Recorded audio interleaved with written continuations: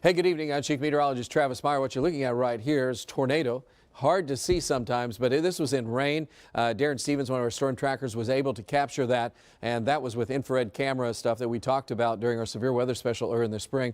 Tornado that went across. I know sometimes you say, well, that doesn't look like tornado. That was a tornado. And that went right across Highway 69, not too far from Wagner. And then also we had a little water spout.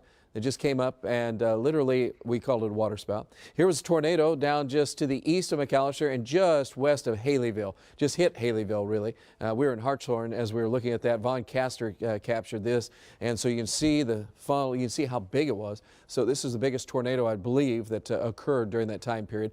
Very interesting, all the things that happened. So I'm going to give you a recap of what happened, and let's take a look at the map and show you that from about 11:30 in the morning, we had tornado warnings issued as it went through Lincoln County, and then we had touchdown right around Cushing. That's being covered by a little tornado that came through. I say little. There was some damage. So it wasn't little. Nothing's little when it's damage. And then that moved on up to just really on the west side of Lake Keystone and just northeast of Jennings. Then it really got going during the course of the midday afternoon time period. We had multiple tornadoes. One of them started about 2 o'clock. We had a report from the police department from out of Skiatook that a tornado was near Skiatook. Even though it was small for a while, it ended up getting stronger, and it went through the northwestern areas of Rogers County around the Talala area. We ended up with damage multiple places, but a lot of that was rangeland while it was on the ground.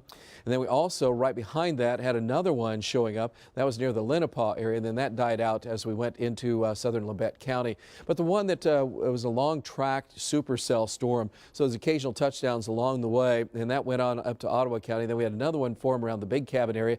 That moved a little bit further to the north as well, and so that caused some concern as well. And then also down and around the Lake Hudson area, that was where we had the water spout. Bob Roloff had that, and J.D. McManus was all over the storm that started as a tornado and severe thunderstorm around the Haskell area. It started with severe thunderstorm. It was tornado warning. Then that went on up across Chaska Bottoms, and then that went across Highway 69 near Wagner, and that ended up going up to near Choteau. That had a lot of pictures associated with that because a lot of people saw that one. 3:06 in the afternoon, we had one that was near Tahlequah, moving on up to near Siloam Springs, the track. And then as we went into the evening hours, when it's dark and it's scary, that's when it's really scary. We had one develop down to the south of Pittsburgh County, and then that moved on up just to the east of McAllister and west of Haleyville. That was a picture I was showing you from Von Castor. He's right there to help confirm that that was a big tornado. And this is in a hard area because we do not have good radar detection down in southeastern Oklahoma, just because you're in the middle of being in, I don't want to say the middle of nowhere, but for radars it is. So that ended up happening, and then eventually moved a little bit into the areas just not too far from around Stigler with some wind damage. The last one happened just near Wister Lake, and then that moved into Arkansas and died out. Yeah, that was a lot of stuff going on. So we had a lot of rain to go with that. 4, 5, 6 inches of rain. Some of these areas, Newada was just inundated. And in southern Oklahoma, you guys had a lot of rain too. 2 to 3 inches of rain were very common across the area.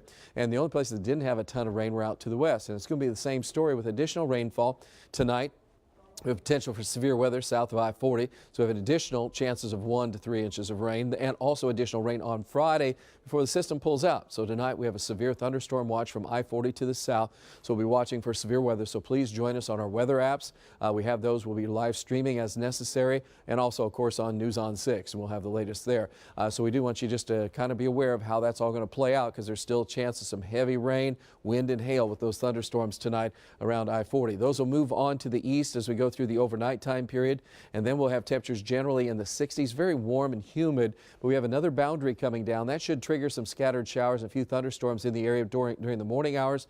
And then during the daytime hours, it's kind of a cool day because we have more of a northerly wind. Temperatures in the low to mid 70s. The warmest will be to the south and to the east. And then we still have another system that's going to kind of blow back up as we're going into Friday. There's an upper level storm system that'll be coming out of the west, southwest, and then that'll give us a chance of rain and thunderstorms on Friday. And it's like, get out of Dodge, or out of Tulsa in this matter, as we go on into the afternoon, because we have the Bixby Barbecue and Blues Festival going on, and nobody wants to get wet in a barbecue. We're looking at the threat of a few isolated strong or severe thunderstorms to the south for this evening across areas of south of I-40. And then through the early morning hours right in Tulsa, we have a chance of a few strong severe thunderstorms.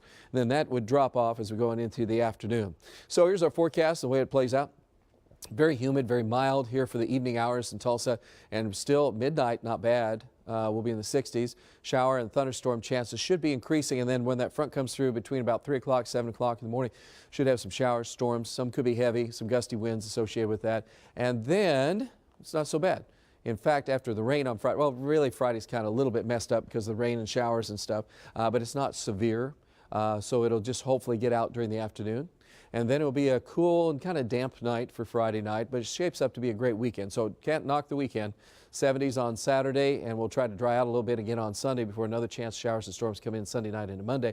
There's another slight chance Monday night and Tuesday, especially north and east of Tulsa. And then on Tuesday night into Wednesday, and again Wednesday night into Thursday, increasing chance of rain and thunderstorms. We have a new cold front that will be coming in on Thursday, so we'll have a chance of strong to severe thunderstorms at that time. And you see then temperatures start to cool off a little bit as we go into late Thursday and Friday.